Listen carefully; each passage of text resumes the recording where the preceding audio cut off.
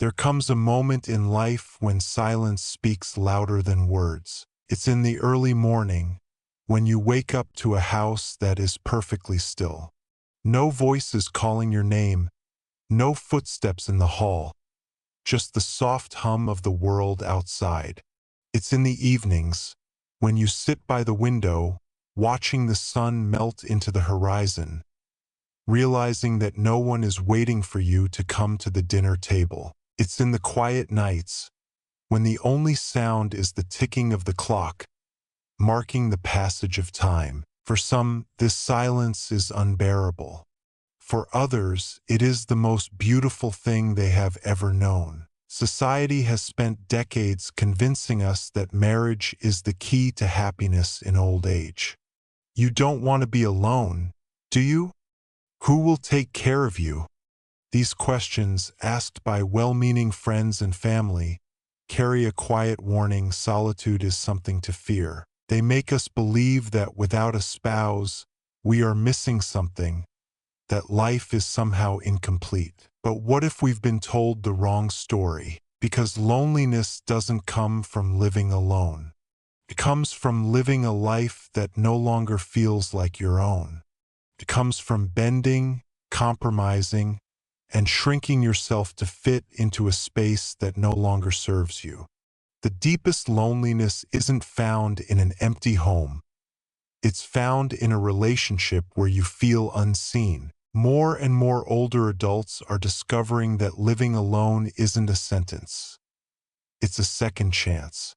A chance to wake up every morning and decide, without hesitation, how you want to spend your day. A chance to create a home that is yours alone, where everything, the colors on the walls, the music in the air, the rhythm of your days, is a reflection of you.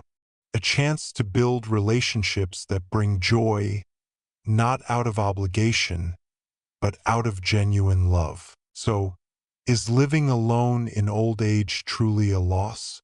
Or could it be the most liberating, fulfilling, and empowering choice you will ever make? At Elderly Wisdom Story, we believe that aging is not about losing yourself. It's about finally becoming who you were meant to be. If this message resonates with you, please take a moment to like this video, subscribe to our channel, and hit the notification bell so you never miss an update. Now, let's explore why living alone in old age isn't just a possibility. It might just be the best decision of your life. The freedom to live life on your terms. There is a kind of freedom that only comes with age. It is not the reckless kind of youth, the kind that craves adventure for the sake of escape. It is something deeper, more profound, the freedom of finally understanding yourself, of knowing what brings you peace, and of having the courage to live by your own rules. For many, this realization comes late in life, often after decades of fulfilling obligations, compromising dreams, and placing others' needs before their own. But what if the later years were not about settling, but about reclaiming? What if, instead of fearing solitude, we embraced it as the ultimate act of self-ownership? When Helen turned 74, she made a decision that surprised everyone. She moved to a small coastal town where she knew no one. For over 50 years, she had lived in the same city, first as a wife, then as a mother, and later as a caretaker to her aging husband. Every inch of her life had been intertwined with others, dictated by responsibilities that had slowly chipped away at her own identity. When her husband passed, the well-meaning voices around her told her she should stay close to family, that she would need support, that living alone at her age was impractical, even selfish. But Helen felt something different stirring inside her, something she hadn't felt in years. She wanted space, a blank canvas where she could rebuild a life that was entirely her own. So she packed up, sold the house filled with old memories, and rented a small cottage by the sea. For the first time in decades, She made choices that were hers alone. She painted her walls the color of the ocean, spent mornings sipping coffee in silence, and walked barefoot along the shore at sunset. She learned to cook for pleasure rather than obligation, took a watercolor class at the local library, and, on a whim, enrolled in an online course to study a language she had always been curious about, French. For Helen, this wasn't just about living alone. It was about living fully without compromise. It was about no longer adjusting her schedule to someone else's needs, no longer negotiating every decision, no longer feeling the quiet pull of expectation weighing her down. She had spent a lifetime sharing space, energy, and decisions with others. Now, every inch of her home, every moment of her day, was truly hers. People often misunderstand independence. They assume it means loneliness, that choosing to live alone is a rejection of love, of connection. But true independence isn't about isolation. It's about choice. It's about deciding who you allow into your space, what you give your time to, and what kind of energy you invite into your life. It is about learning to enjoy your own company, to fill your home with the things that bring you peace, and to embrace the kind of stillness that feels like a gift, not a punishment. Of course, there were moments of doubt. There were evenings when Helen missed the sound of familiar voices, mornings when she wondered if she had made the right choice. But those moments always passed, replaced by the steady realization that she was no longer waiting for permission to live the way she wanted.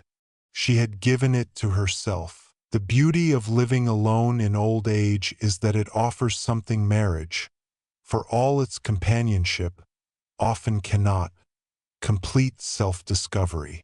It is waking up each day and asking, "What do I want?" and knowing that you are the only one who gets to answer. It is the simple but profound joy of moving through the world at your own pace, whether that means traveling solo to a place you've always dreamed of, taking up a new hobby just because it excites you, or spending an entire afternoon doing nothing at all. Not everyone will understand this choice. Some will insist that aging should come with a partner, that safety and security only exist in numbers. But for those who have spent their lives accommodating, sacrificing, and compromising, there is something deeply healing about finally being able to live exactly as they choose. Helen's story is not unique. Across the country, more and more older adults are stepping into this kind of freedom, redefining what it means to age with dignity and joy. They are learning that solitude can be abundant, that peace is worth more than convention, and that the most beautiful years of their life might just be the ones they are living on their own terms. A home that reflects you. There is something sacred about the space we call home. It is more than just walls and furniture, more than the address where our mail is delivered. A home is an extension of who we are, our tastes, our memories, our energy. And yet, for so many years, home was a place of compromise. It was a shared space, shaped by the needs, habits, and preferences of others. Margaret, now 78, spent most of her life in a house that never quite felt like her own. She and her late husband had chosen it together 50 years ago. A large two-story home with a backyard big enough for children to run through. A kitchen filled with the sense of family dinners, a living room arranged for company rather than comfort. Over the years, every decision, from the color of the walls to the type of furniture, had been made with others in mind. Even when her children grew up and moved out, the house remained a monument to shared history rather than personal expression. But when her husband passed, Margaret began to feel the weight of that house in a way she never had before. It was too big, too full of things that no longer served her. It was a home designed for a version of her life that no longer existed. And so, after months of contemplation, she made a decision that felt both terrifying and exhilarating. She let it go. She sold the house, downsized to a modest one-bedroom cottage, and for the first time in her life, began to create a space that was truly hers. At first, the silence was unsettling. Gone were the familiar sounds of another person moving through the house, the background noise of a shared life. But slowly, that silence transformed. It became peaceful, grounding. She found herself listening to music she loved without worrying if someone else would object. She repainted the walls in colors that made her happy, soft blues and warm yellows, instead of the neutral tones her husband had preferred. She filled her bookshelves with novels and memoirs that had once been tucked away in storage. And in the corner of her living room, she created something she had always dreamed of but never prioritized. A reading nook, complete with a plush armchair, a vintage lamp, and a small table for her cup of tea. In that space, she rediscovered herself. Living alone allowed Margaret to see home not as a place of obligation, but as a sanctuary. No longer did she have to accommodate another person's routines or preferences. She could wake up when she wanted, cook the meals she loved, and spend entire afternoons lost in a book without interruption. She could rearrange furniture on a whim, fill her space with plants and artwork, or sit in the quiet glow of candlelight without the hum of a television in the background. For so long, she had assumed that a house was just a house, that her connection to a place was about history rather than personal comfort. But in reshaping her living space, she realized something profound. Home is not just where you live. It is a reflection of who you are. The psychological benefits of living in a space that truly aligns with your energy are undeniable. A home that feels like you brings peace rather than stress, joy rather than obligation.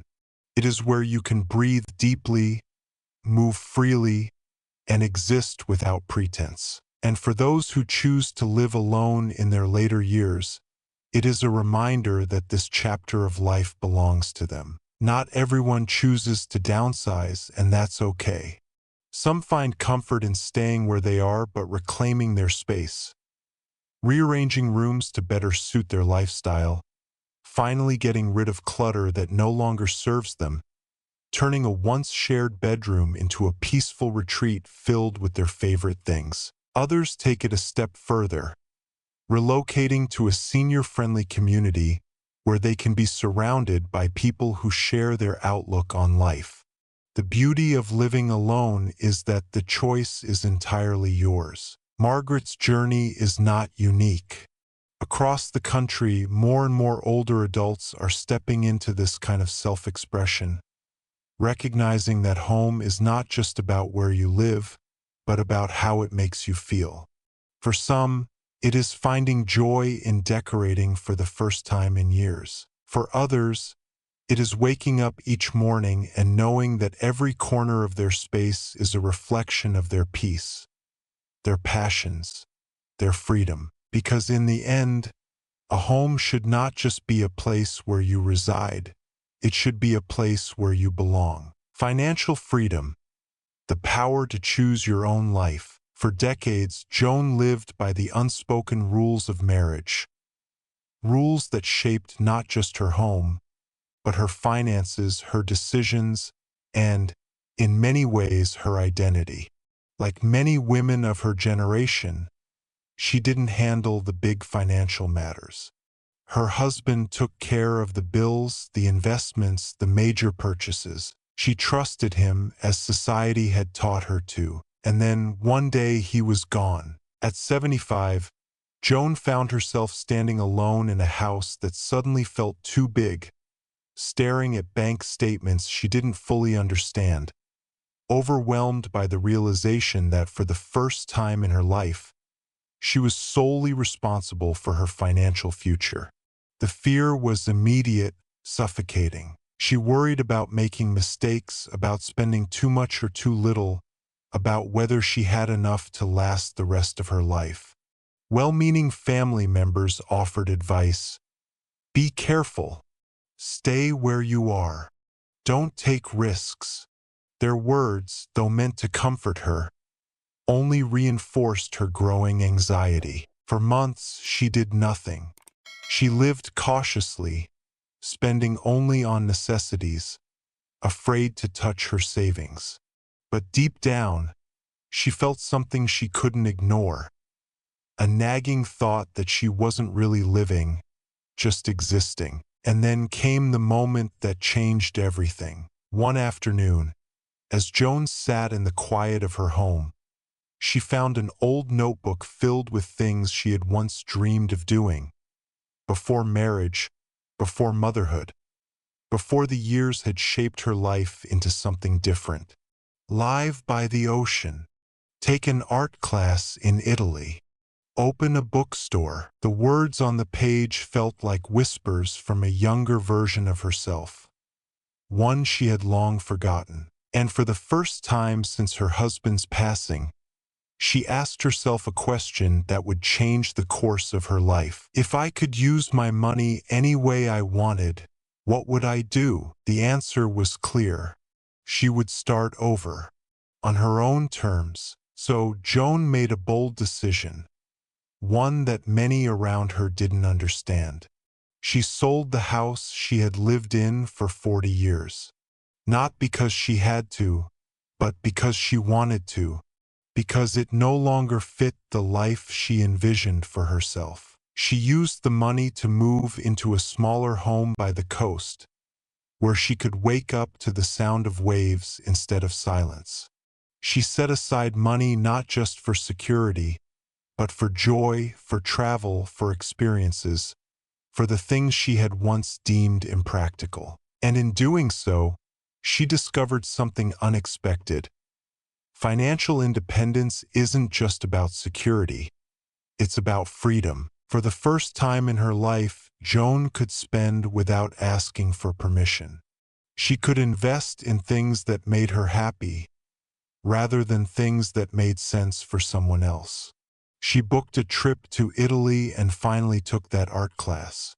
She built a reading nook in her new home, filled with books she had never had time to read. She started a small online business selling hand-painted bookmarks, not because she needed the money, but because it brought her joy. What Joan realized, what so many others like her are beginning to understand, is that living alone can actually be more financially stable than being in a relationship.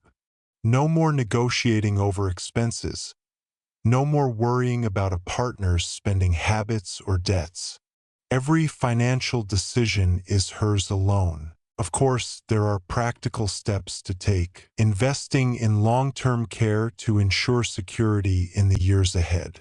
Creating multiple income streams, whether through part-time consulting, renting out a property, or turning a passion into a small business. Budgeting for experiences, not just necessities, because money should not just be about survival, but about creating a life worth living. Joan's story is not unique. Across the country, more and more older adults are stepping into financial independence with confidence, proving that aging alone does not mean aging in fear. It means owning your future, making your own choices, and learning that the money you've saved is not just for someday, but for today. Because in the end, financial security isn't just about having enough. It's about having the power to decide how you want to live. And for Joan, that decision made all the difference. Prioritizing health, the greatest gift you can give yourself. Walter never thought much about his health. He had always been a strong man, the one people relied on. His wife had needed him when she fell ill, and he had spent years as her caregiver, lifting, supporting, making sure she was comfortable. Even after she passed, he continued in the same routine, taking care of the house, making sure his children and grandchildren had everything they needed. But taking care of himself?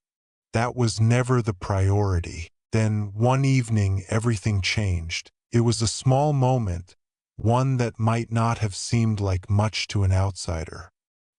He had been watching TV, the same old recliner where he had spent countless evenings. When he stood up, a sharp pain shot through his lower back. His knees buckled slightly, and for the first time in his life, he had to reach for the armrest to steady himself. He sat back down, heart pounding, staring at the floor. It wasn't the pain that scared him. It was the realization. He had always thought of himself as independent, strong. But in that moment, he felt something he had never allowed himself to acknowledge: fragility. And then a darker thought crept in. Is this how it starts? Walter had seen it happen before. His father, once a proud, hard-working man, had slowly lost his ability to move freely. First, it was the stairs. Then he stopped going on walks. Eventually, even getting out of bed became a struggle. Walter had promised himself that would never happen to him. But promises meant nothing without action. That night, he barely slept. The fear settled in his chest like a heavy stone. But when the sun rose, something else stirred inside him: determination. The next morning, he laced up a pair of walking shoes he hadn't worn in years and stepped outside. Just a short walk, he told himself. Just to the mailbox and back. His knees ached. His breath was uneven. But he did it. And the next day he did it again. Little by little, things began to change. He started stretching in the mornings, loosening muscles that had been tight for years. He swapped processed food for home-cooked meals, learning to cook simple, healthy dishes. He cut back on sugar, drank more water, paid attention to how his body felt instead of just going through the motions. And then something happened that he never expected. He started to feel alive again. His sleep improved. His energy returned. That constant stiffness in his back, gone. And most importantly, the fear that had settled in that night, the fear of decline, of helplessness, began to fade. One day, while visiting his daughter, his grandson ran up to him with a football. "Grandpa, let's play." For years, Walter's answer had always been the same. "Not today, buddy." But that day, he didn't hesitate. He took the ball, stepped onto the grass, and threw it as hard as he could. And when his grandson ran after it, laughing, Walter felt something he hadn't felt in years: strength, joy, the certainty that he was still in control of his life. Choosing health is choosing life. Studies have long shown that seniors who stay active live longer, healthier, happier lives. Exercise doesn't just strengthen the body, it keeps the mind sharp, the heart strong, the spirit light. Nutrition isn't just about avoiding disease.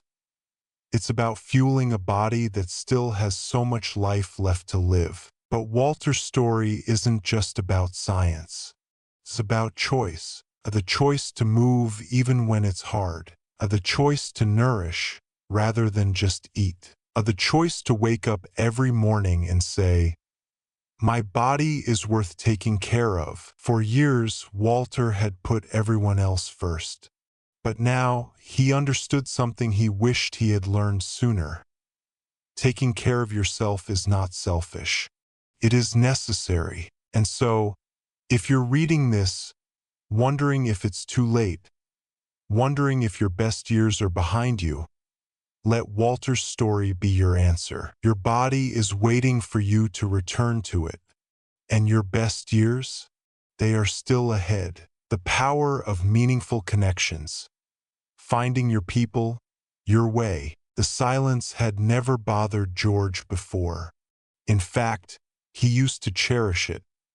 The quiet moments of the morning, the hum of the coffee machine, the sound of the newspaper unfolding in his hands. But now, at 81, the silence felt different. It wasn't peaceful anymore. It was heavy. The house, once filled with conversation, had grown eerily still. The chair across from him at the breakfast table remained empty. There were days when the phone didn't ring, when no one knocked at the door, when the only voice he heard was his own muttering at the television. His children called when they could, but they had their own lives, their own families, and he didn't want to be a burden. One evening, as he was heating up a frozen dinner, he caught a glimpse of an old photo on the fridge, a snapshot of himself and his wife, surrounded by friends at a dinner party, laughter frozen in time. His chest tightened. When had things changed? When had life become so quiet? That night, for the first time in a long time, he felt truly alone. The next morning, in an attempt to shake the feeling, he went to his favorite cafe. He sat by the window, stirring his coffee absent-mindedly, when he overheard a group of seniors at the next table. They were animated, laughing, passing around a travel brochure. "Where to next?" one of them asked, and the table erupted in suggestions. "We still need to check Alaska off our list. I'm voting for New Orleans. Jazz and beignet." George watched them, something stirring inside him. They weren't just reminiscing about the past. They were still making plans, still living. For the first time in years, he felt something stronger than loneliness, a longing to be part of something again. That night, he searched online and found a local senior travel club. He hesitated before signing up for their next meeting, nervous that he would feel out of place. What if they already had their own groups?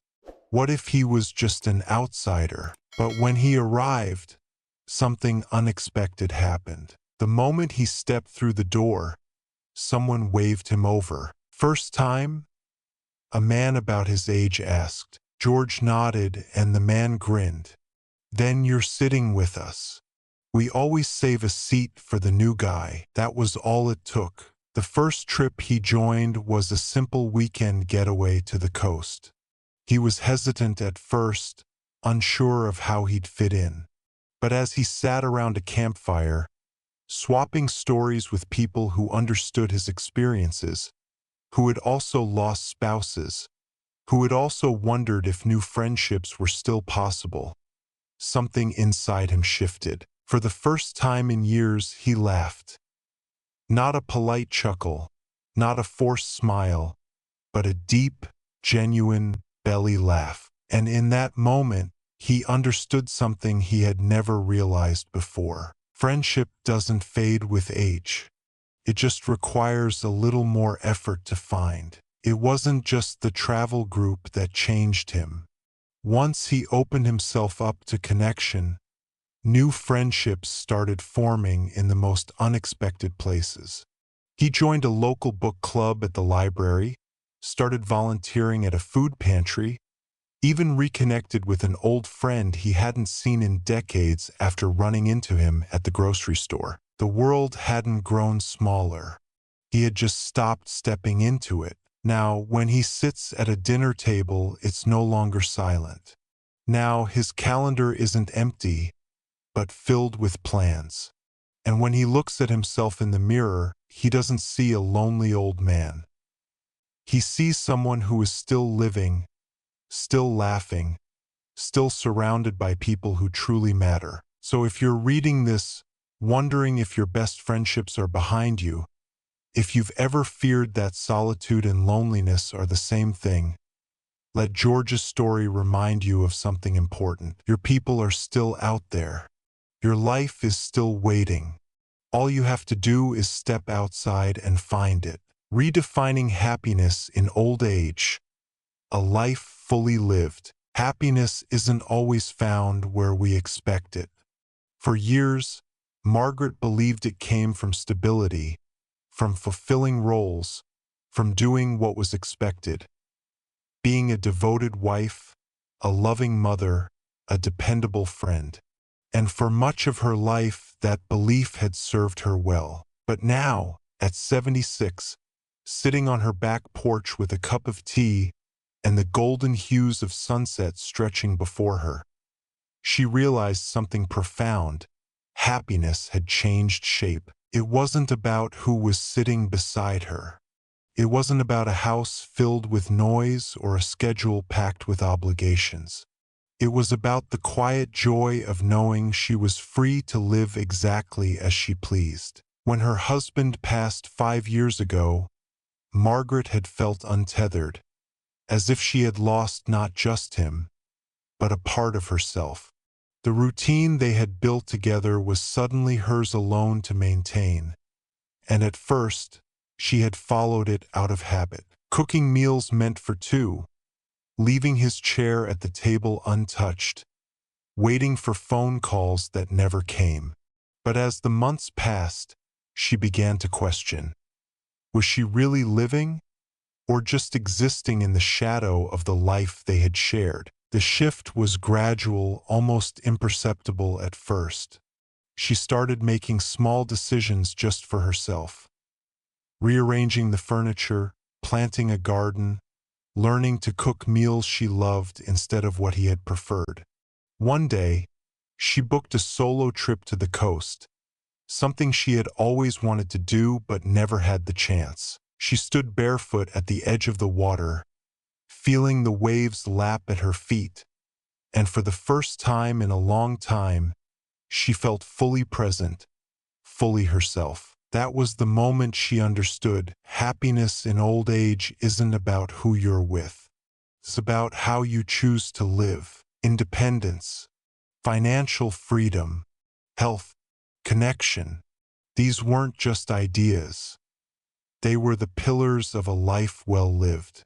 She had spent so much of her life making sure others were cared for. But now, caring for herself was the greatest act of love she could offer. Happiness wasn't something she had lost. It was something she was still creating. And so, as she sat on her porch that evening, she didn't feel alone. She felt whole. And for anyone else wondering if happiness was still possible, she wanted them to know that it was. Because the truth is, your life isn't behind you. It's still yours to shape, to explore, to fill with laughter, adventure, and meaning. So what will you do with this next chapter? The choice is yours.